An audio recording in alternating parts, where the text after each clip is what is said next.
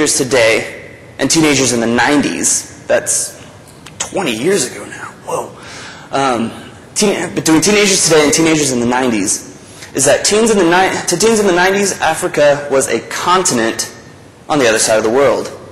To teens today, Africa is a face on the other side of the world. So much more globalization has been going on. The increase of the internet, the increase of just global awareness in general makes it so easy for teenagers right here in Middle America to suddenly care about what's happening to teens and children in rural Africa. How does that happen? What's going on? I know one of the big things, there are a few big things at Harding, one of which is Invisible Children. It's bigger than just Harding, but there's a big following of the Invisible Children movement, of the Lord's Resistance Army that's happening in Uganda and Sudan and Rwanda. It's really widespread, and it's just because this crazy psycho leader has been recruiting children as soldiers to fight his war in the name of God. And some college students, a few years back, went to this part of Africa, filmed a documentary, came back, and suddenly hundreds of thousands of people all across America care about what's happening. It's just amazing. So to teens today, Africa is not just a continent, it's a face, it's a person. They can see that tear in that child's eye, and they can sympathize, and they want to do something about it. Charities and pop culture, these are just a few of the big ones that came to mind when these celebrity charities, I guess. Tom's shoes, I'm actually wearing a pair right now, they're really comfortable. But Tom's shoes, of those of you who aren't familiar, I mean, that's a shoe company that when you buy a pair, they actually donate a pair to a child in need. They have shoe drops where they deliver thousands of pairs of shoes to kids in like South America, in Africa. Again, it's just one of those things where teenagers, especially here in America, are starting to care. And they will buy this product instead of this other product because this product helps the children that they start to care about. Product Red, if any of you have heard of that, these are different companies that get involved in this Product Red line, where if you buy a Product Red item, I think half of the proceeds go towards helping the AIDS crisis in Africa. I mean, that's just another thing that teenagers and young adults and celebrities are getting on board with, to say, we will buy this product because it helps these people over here. Live 8 is a concert series of which many big-name bands have gotten involved with, which, again, all the proceeds go to help the AIDS crisis in Africa. I mean, these are just really recent developments within the past few years. UNICEF. I don't know a whole lot about that one, but I mean, again, it's helping child education, child poverty.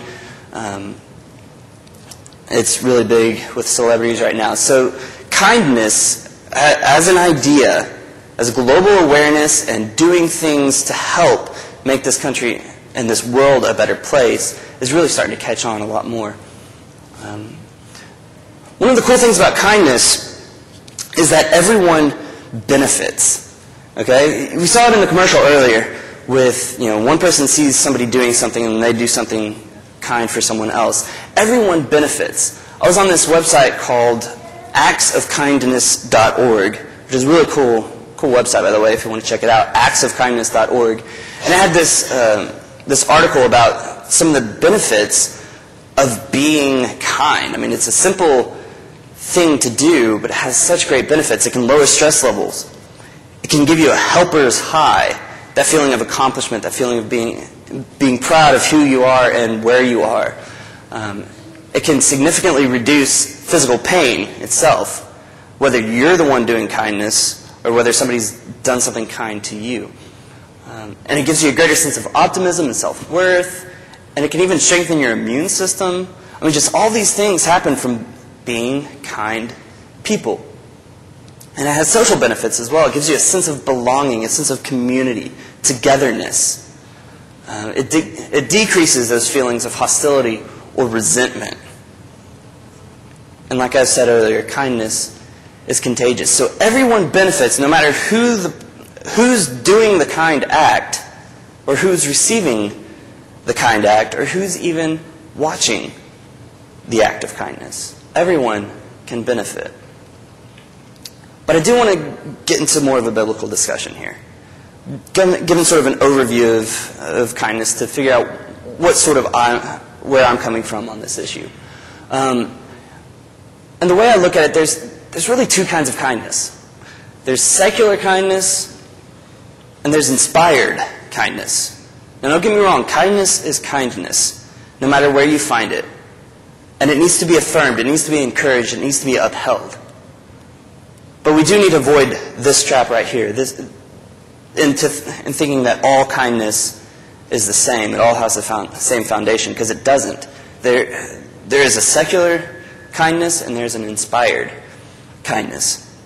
And thinking about secular kindness that's from the world, that I sort of thought of this quote from a Christmas carol, actually. Santa Claus is coming to town. Just the line where it says, "So be good for goodness sake." In context, it kind of means something different, but taken as a general statement, be good for goodness sake. That's the secular kindness that I'm talking about. You're good for the sake of being good. You're kind just because it's the right thing to do.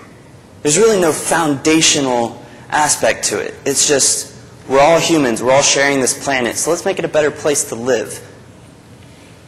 This is a quote that I found on that actsofkindness.org website.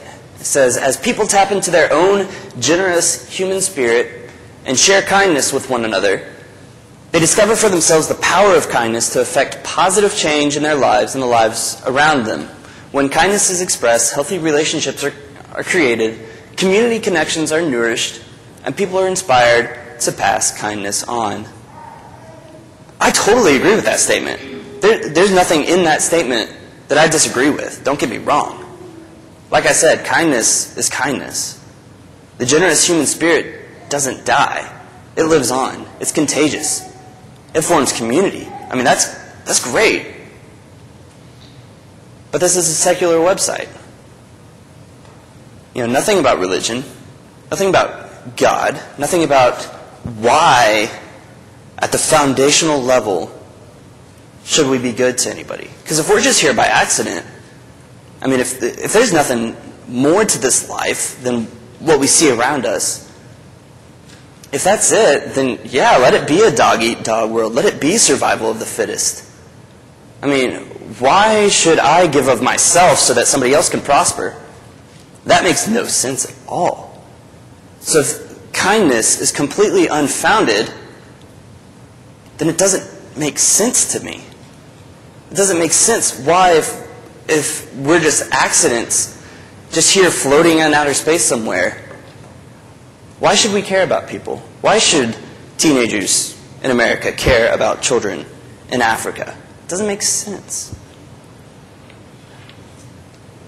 So when I look at secular kindness, I look at a goal. I came up with this goal to myself just in everything that I read, everything I've seen. The goal of secular kindness is to make the world around you a better place for current and future generations, which is great. There's nothing in that I disagree with. But as one of my professors pointed out, it's a cut flower theology, if you will. If you give somebody flowers from like a florist or from that $5 bin at Walmart, they don't have the roots on them. Have you ever noticed that? I'm sure you have. Especially about a week later when you have all these petals scattered across your floor and your cats are picking them up and running away with them, like mine do. It's cut flower theology in that it has no root system. It's nothing more than a trend, nothing more than a fad if it's not founded upon anything more than humanity. Because humanity fails time and time again.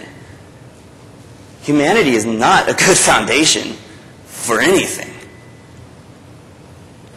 It doesn't have the roots to it. It has no way of flourishing.